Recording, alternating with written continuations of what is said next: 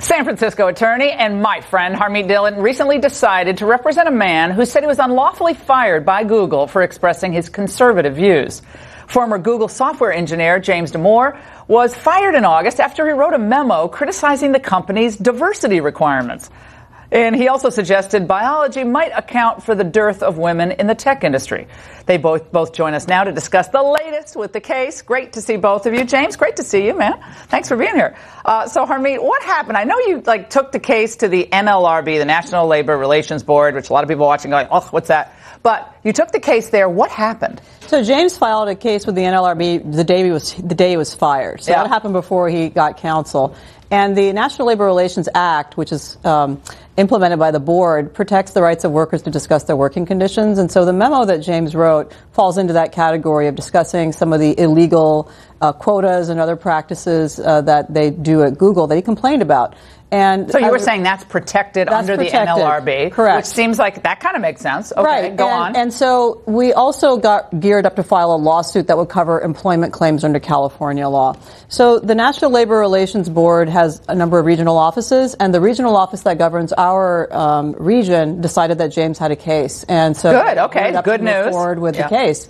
Now, when somebody's fired, they're supposed to act quickly within weeks to try to have a hearing and get them returned to their job. So we were waiting, and then finally we realized something's going on. And it turns out that what happened was Google went and lobbied the Washington office of the NLRB to overrule. That's called an ex parte contact, which is supposed to be kind of a no-no, at least in courts it is. Maybe the NLRB. And even in the big heavy push from Google on the NLRB, and this is a Trump appointee. Yes, so let's talk about that. The president appoints the general counsel, the deputy general counsel, and other people like that.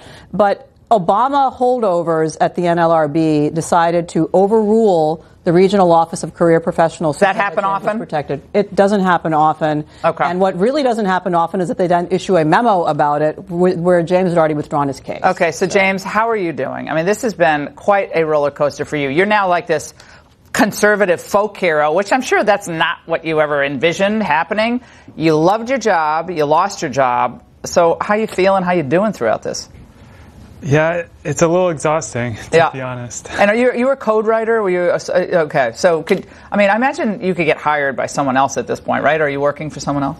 I'm still looking. Are you still looking? Yeah. This hurt him. Well, what happened was, the thing is, in Silicon Valley, you have to understand, Google is the 800-pound gorilla, and so people are afraid of irritating Google. I mean, I'm using a euphemism here. Right. And smaller companies don't want to hire somebody because they want to get acquired by Google. I mean, we were here at CPAC this weekend. Google is a sponsor.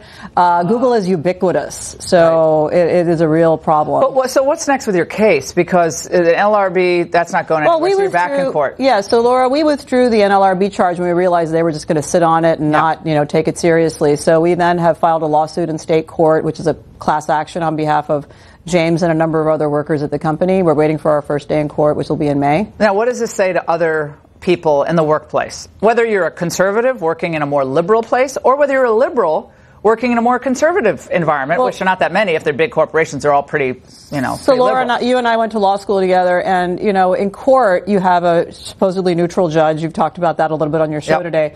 But a judge hears both sides, and then there's some evidence taken, and then there's a decision based on that. In agencies, which is a lot of what we have going on here in the swamp in D.C., a lot of faceless bureaucrats make very critical decisions about the future of companies and policies. And so what Google employees may not know is that Google has an army of lawyers who are actively lobbying the National Labor Relations Board to cut back rights for workers, not just in James's case, but in cases involving them discussing their working conditions with each other. Okay, that's a big deal. I've not heard that before. And Google's big, but you still have to follow the law. And by the way, we're out of time, but a survey of Silicon Valley employees finds that if you're very conservative, 89% of you say you're hesitant of being yourself at work. Conservatives, 74% of conservatives in Silicon Valley say they're hesitant to be themselves at work. Liberals, 36%. They're pretty fine, very liberal. Yeah, it's only 30% feel hesitant about being themselves. This is fascinating. We're going to follow every aspect of this. Thank you guys for both being here. And up next, an Ingraham